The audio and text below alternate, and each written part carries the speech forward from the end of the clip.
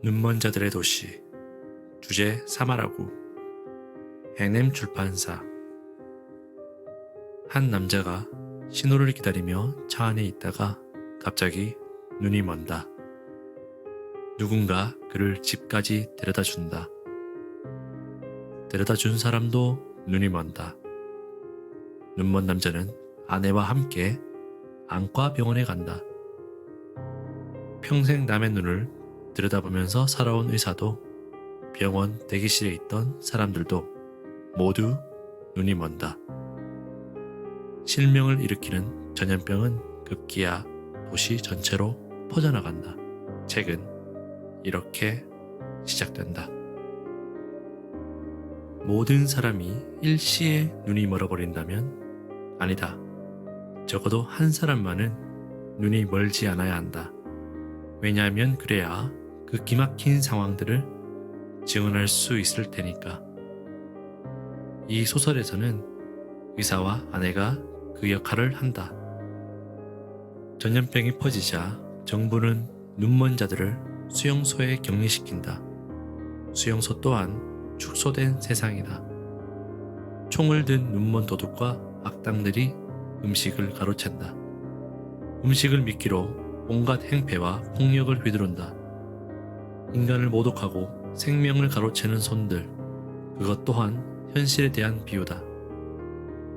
한쪽에선 남아도는 곡식이 썩어가고 또 어느 곳에선 수많은 사람들이 굶어 죽어가고 있는 현실 세상의 기아 문제는 식량의 부족 때문이라기보다 분배의 문제, 즉 사욕에 물든 자들의 탐욕스런 손 때문임을 암시하고 있다. 사람들은 빈 위장을 달래기 위해 점점 짐승이 되어간다.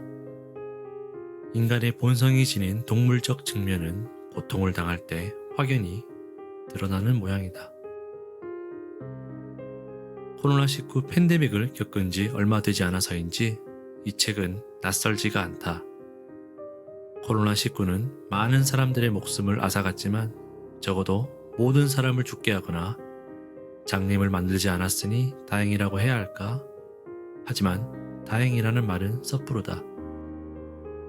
지구 온난화의 영향으로 북극 영구 동토층이 녹기 시작했고 수만 년 동안 얼음 속에 갇혀있던 고대 바이러스가 풀려나오면 어떤 끔찍한 일이 일어날지 아무도 모르기 때문이다.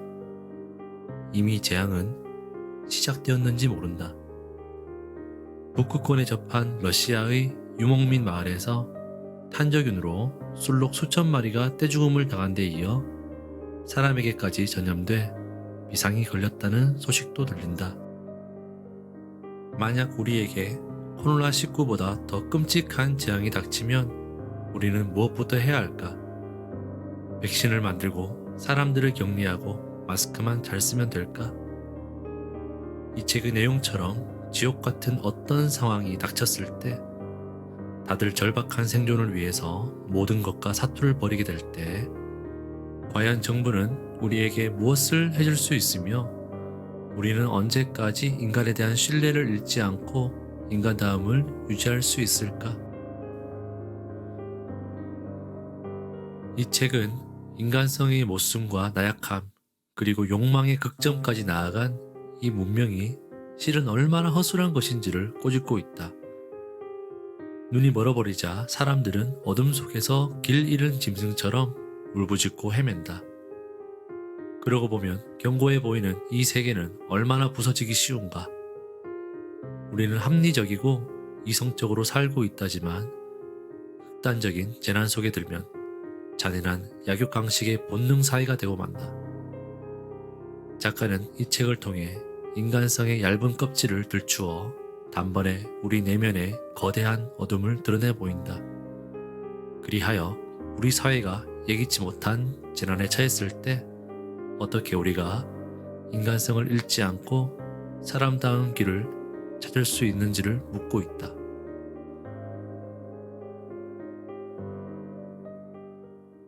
다시 읽고 싶은 문장. 비는 그쳤다. 이제 입을 벌리고 서 있는 눈먼 사람들은 없다. 뭘 하러 가는지 모르지만 어디론가 가고 있다. 그들은 거리 이곳저곳을 배회하지만 그리 오래 움직이지는 않았다. 그들에게는 걷는 것이나 서 있는 것이나 차이가 없다. 그들에게는 먹을 것을 찾는 것 이외에 다른 목적은 없다. 어디에도 음악은 들리지 않는다. 세상이 이렇게 조용했던 적은 없다. 영화관에 극장은 먹을 것 찾는 일을 포기한 집 없는 사람들이 들락거릴 뿐이다. 몇 군데 큰 극장들은 눈먼 사람들을 격리시키는데 유용했던 곳이다. 이제 격리는 끝이 났다. 박물관을 생각하면 정말 가슴이 아프다. 그 모든 그림들, 그 모든 조각들, 그들 앞에는 단 한 사람의 관람객도 없다. 이 도시의 눈먼 사람들은 무엇을 기다리고 있을까? 누가 알겠는가? 그들은 여전히 치료법이 있을 것이라고 믿고 기다리는지도 모른다. 그러나 이 실명 전염병이 한 사람도 피해가지 않았다는 것, 현미경의 렌즈를 들여다볼 사람이 단 한 사람도 남지 않았다는 것, 연구소들도 텅 비어 박테리아들도 살려면 서로 잡아먹는 수밖에 없다는 것이 널리 알려지자 사람들은 치료법에 대한 희망을 버렸다. 초기에만 해도 가족의 유대감이 어느 정도 남아있어서 친척들이 눈먼 사람들을 끌고 병원으로 달려가는 일이 많았다. 그러나 병원에서 그들은 눈먼 의사들이 보이지도 않는 환자들의 맥박을 짚어보고 가슴과 등에 청진기를 갖다 대는 광경을 보았을 뿐이다. 의사들이 할 수 있는 일은 그뿐이었다. 그래도 청력은 남아있었기 때문이다. 이윽고 굶주림에 시달린 환자들 가운데 아직 걸을 수 있는 사람들은 병원에서 달아나기 시작했다. 그들은 결국 보호를 받지 못한 채 거리에서 죽고 말았다. 그들에게 아직 가족이 있다 해도 어디 있는지 알 수가 없었다. 아무도 질문하지 않았다. 의사만 한마디 했다. 내가 다시 시력을 회복한다면 나는 다른 사람들의 눈을 주의 깊게 볼 거야. 마치 그들의 영혼을 들여다보는 것처럼. 방금 그들의 영혼이라 했어? 검은 안대를 한 노인이 물었다. 아니면 그들의 마음일 수도 있고요. 이름은 상관없습니다. 바로 그때 교육을 받지 못한 사람에게서 예상치 못한 지혜로운 이야기를 들었을 때처럼 놀라게 되는 일이 벌어졌다. 검은 색안경을 썼던 여자가 이렇게 말했던 것이다. 우리 내부에는 이름 없는 뭔가가 있어요. 그 뭔가가 바로 우리예요.